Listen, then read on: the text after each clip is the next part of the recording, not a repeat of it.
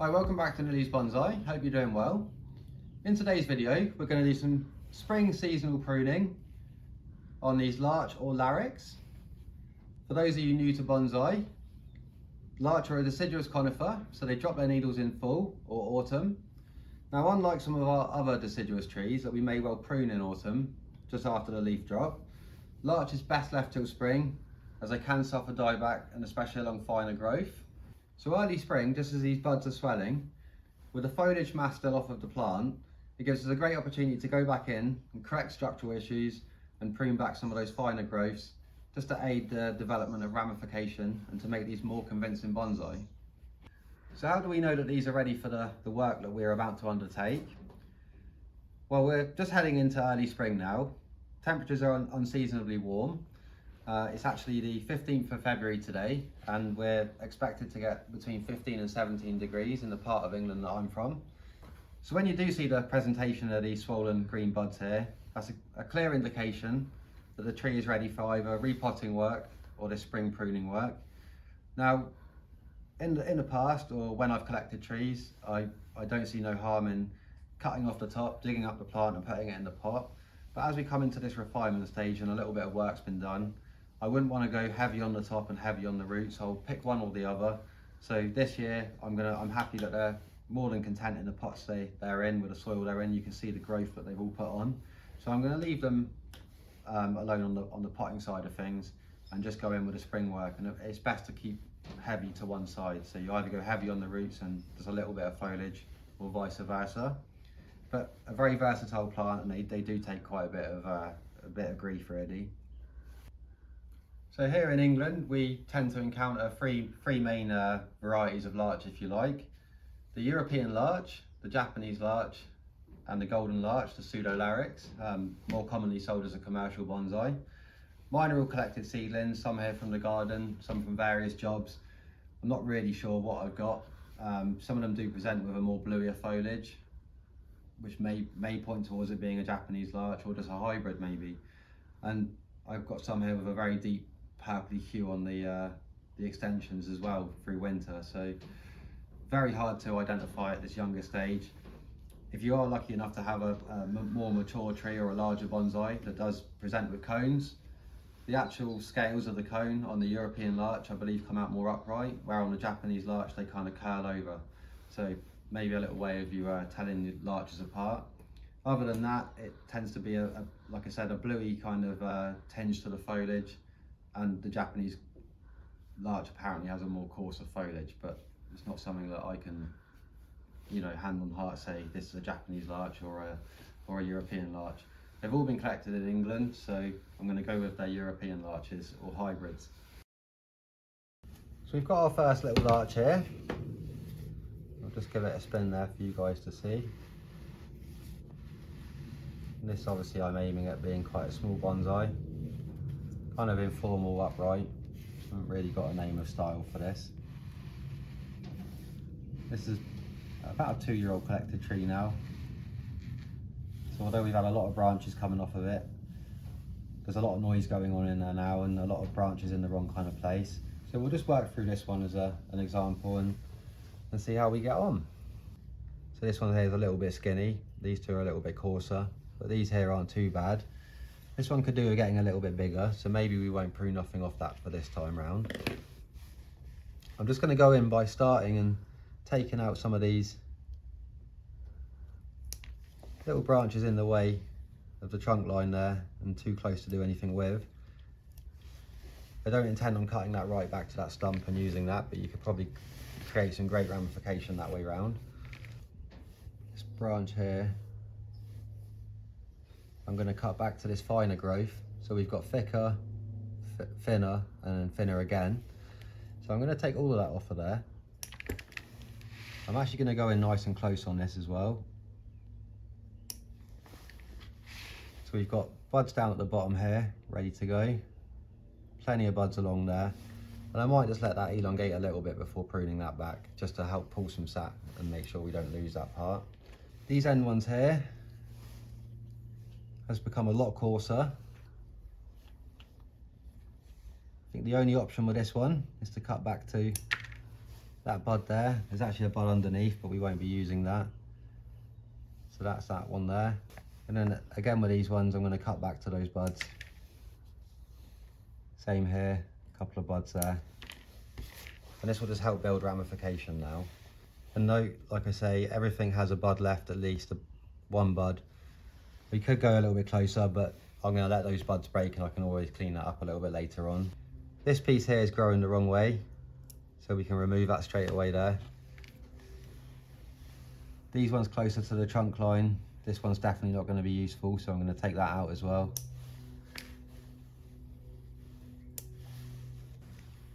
This part here presents an interesting scenario. Larch are quite like hawthorns. If you have too many branches coming from one point or keep cutting back to the same point, you can actually end up with little knuckles or kind of knobbly bits, leading to inverse taper in the branches or just unsightly areas that aren't as delicate as the rest. So we're probably going to want to amend something here. This is a bit of a toughie actually, because I don't want to take away all of it, but at the same time, we're not going to get another bud from back there. I'm actually very tempted here to cut this whole piece off and continue with this bud here, or bend this one round. This bottom branch here, I'm actually going to leave alone because it's actually thinner than this one here above it, and sort of in between the thickness of this bottom one. So I just want to get that a little bit thicker before we go cutting that back. I think I'm going to take the middle piece out of this one. Then I can encourage these round. This one here, very similar. I'm going to take out this part. Take out this other bud or branch underneath that one there. And again with this here as well. It's quite a coarse branch this, so I'm going to take off as much as I can. And I feel that going right back to that there and that there.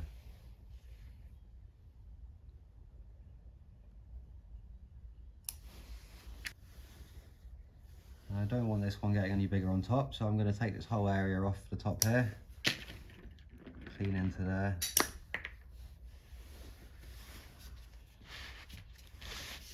And that will actually present as a new leader, or the start of an apex there now.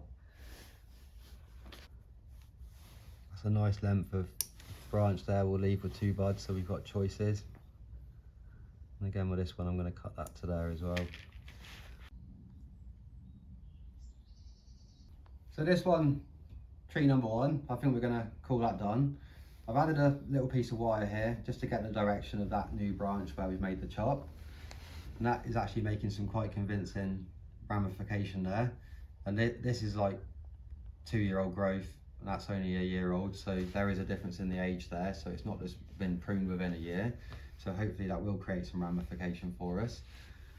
I had to go quite heavy at the top because of my lack of pruning last year. It did actually let some of this get quite coarse and wasn't in keeping to the bottom branches, or wouldn't have been carrying on forward with it. Especially this branch here, I've actually cut it back to a decent bud and where it thins out, but there's not much going on movement wise with that. It's quite a boring piece, and for the height of it, it doesn't look quite in keep. But there is actually a good bud underneath, so if that extends out nicely in spring, I might well cut that back further when I do this one, and encourage a new leader on that branch from that shoot under there. And again, that will just really bolster ramification, cutting it all the way back to there and going again. And this will be left as sacrificial growth, just to catch this branch up a little bit to that one and get it, you know, at least in keeping with this one. So that's about it for that tree there. So the second tree we're going to have a look at is this kind of upright style tree here. Now this one definitely has suffered from lack of pruning last summer. The growth at the top here has become very coarse.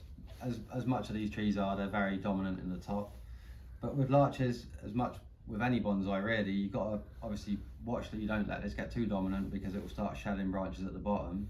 And I have noticed with larch branches, once they have been pruned out and slowed down, they do struggle to catch back up with this top growth. So you do need to be very mindful of not letting your trees get dominant in the top section. So this one, again, we're gonna have to go back, probably be pretty heavy on it, just because of how coarse some of this has got. Especially these two branches, they've actually almost taken on these originals now. That's something we don't want to happen. So let's see if we can work through this one and make some good decisions on this. So I think just starting at the top here, I'm already thinking let's just take out this whole chunk at the top here. I'm going to slowly work it back in cuts. It's worth getting the cuts nice and close on larch because they do tend to not have so much of a resin, but the healing can be quite nodulous. Don't know what the word is for it, but it can be pronounced anyway. So if you get a concave cut and it can pull in over itself, it'll be less visible in the end. So you can see with that big chunk missing out of there, we've actually got quite a nice little setup going on up here. No more than 2 branches from each place either. I did read one article where he considered the trunk or the branch as a place, so not even having any, forking out, it'll be 1 branch from there. But I think with this, the top part of this tree, I think that's a nice arrangement there, and maybe we can work with that. Now a lot of these are coming out in pairs here, and if I take away too many of them, it is going to take from the actual design of this tree. I've pruned back larch heavily in the past, thinking I'd get bud backing and branches, but once the wood gets older, it does get a little bit harder to encourage new buds. Initially, when you do a trunk chop or something like that, you'll get a lot of buds come back, but once they start getting kind of worked a little bit, it does get increasingly harder to get buds from the trunk line in places that you haven't already got a branch, say. These here have become rather coarse, these two, and I think the only way of dealing with those is going back quite dramatically.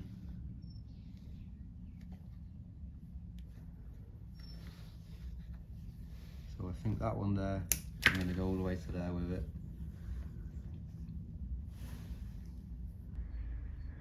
I think with this whole branch in general, there's a good opportunity to take this back now as well. There's a nice bit of movement there created in that branch. This has its purpose for now, so I think I'm going to keep that. But again, just cut it back to give us some more interest in it and hopefully push some buds a bit further back. See, very often when they extend out like that, you won't get anything in that gap. You'll either get buds at the base here, or obviously buds where they formed around that area, but nothing in that gap. This branch here actually has some nice little spurs coming off of it. But it's got very long and boring, so again, I'm going to knock that right back to there. And I'll show you there. There's a really nice piece there to take off as another little branchlet, and some way of continuing the branch there.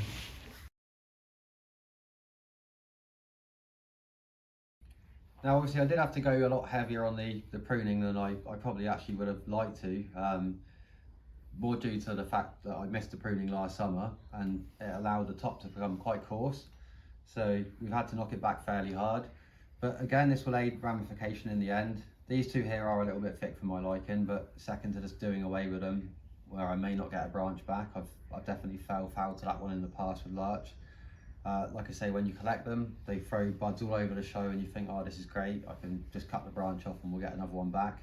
But when they get a little bit more set, it does become a little bit harder to encourage branches and where you want them, for instance. I'm gonna bear with those two for now and hopefully encourage some thickness in some of the skinnier branches down below and create that illusion of scale again. But I'm quite happy with where we got this to. Obviously cutting back these branches this heavy will really bolster the ramification on this plant.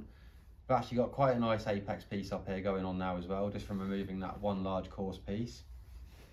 A bit of a questionable stump left here, but there's some good buds around it, so we'll see how that develops.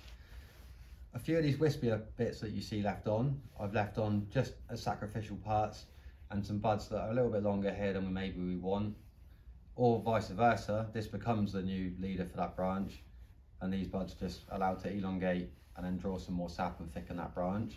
But there is a bit of a conflict there between this branch here, which is sort of second in line. There's a bit of a bar branch going on here, but this is more of an upright tree, so I guess having little features like that, you can probably get away with it on this design more so than the traditional Japanese style. This one's a bit skinny again, but I'm going to leave all these here unchecked so they can just pull out, and then maybe we'll cut back to maybe this one or this one, and again start that ramification process again. So I think we can call that one done. So that brings us on to our third and final collected larch for the day. Probably one of my favourites, this one. Hasn't suffered as much as the other two from my lack of pruning last summer. I think a lot of the branches had been cut previous and there was a lot of channels for that energy to go, so it has created a more finer growth, although we definitely still need to cut this one back. It has this little gin here. I'm not too keen on that. Probably one of my first attempts at a gin, but I think that needs slimming down a little bit, but I do actually kind of like the position of that. I can see some obvious bits to go to straight away, so I'm going to take this one out here. It's a nice little piece to come off of there, not too big a gap between them internodes there. That's presenting a nice little shoot off of there. Potential for a bit of a branch will make up the top of the apex there, so I'm going to keep that for now. Got a little congestion of bits going on here.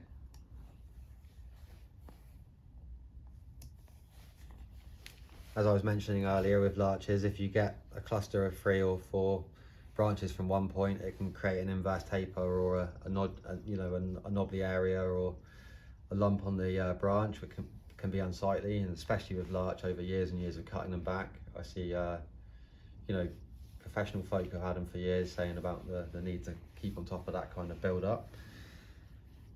So that is a little bit awkward because beyond that there isn't much usable. There's nothing in that little gap there. So I think for a start we'll go back to this one here where it is usable. I'm just going to clean into there and see what we've got hiding.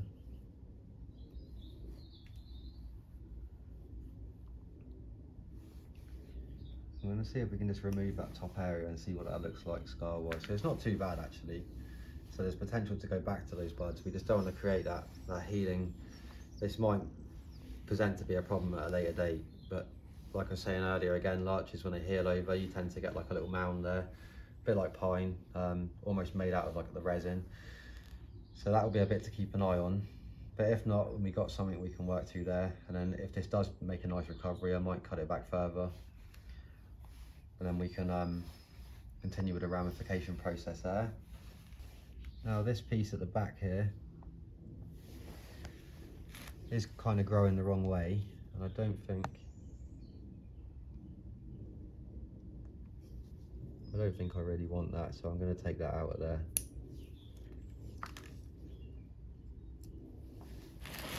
Here's a good example of a branch that was trimmed there with no bud, or no viable bud at least, and you can see now where that's just died away, so that can come off. I think that there gives us a nice chance to create some ramification on that branch. A lot of that was looking much the same, so we'll grow those off and it will go thicker to thinner. It's worth saying as well that you are keeping an eye on your shape. I'm quite good at topiary pruning, so I normally know where I am roughly on a branch, but definitely be mindful of where you're knocking things back. Another branch coming from the inside, so we're trying to keep to 1 branch per area. I know we've got 2 there, but the trunk's pretty set in its way, so I don't think we're just going to create an inverse taper there anytime soon.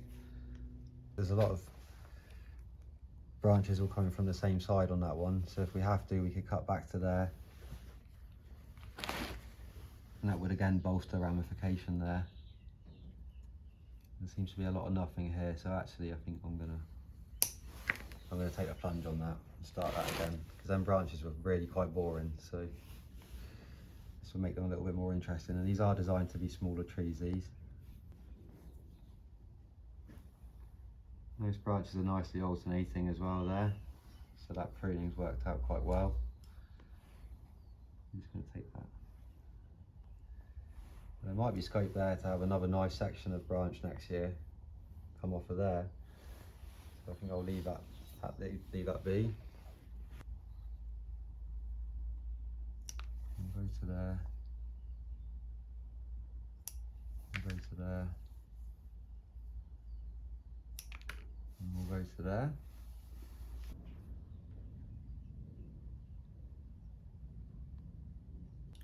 So there's our third and final larch for this video. You know, although missing the job last summer, I actually thoroughly enjoyed working through these. A little bit frustrating that because I've missed that pruning, it's actually ruined a few branches here or there, but nothing I'm sure we can't overcome. I've added a little bit of wire here and there to it, not too much.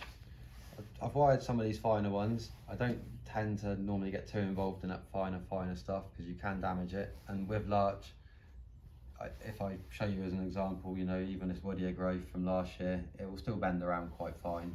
I've actually wired a couple of these much older branches here because they're a bit straight, so I'm just giving them a little bit of movement and change their direction a bit just to fill out an area. But no, quite happy with that. Quite happy with all of them actually, and we'll see how summer treats them. So just to recap, spring at bud break, number of branches from a set position, 2 maximum, and always leave a living bud at the end, or before the chop, obviously.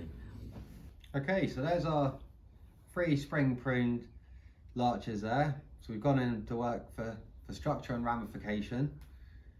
Now obviously going into the growing season, you should get between 3 or 4 flushes off of these, depending on what work you've done to them or what stage of development they're at. If you had heavy root work, then you may not well get 3, but these, or 3 or 4, but these I'd expect to get that from.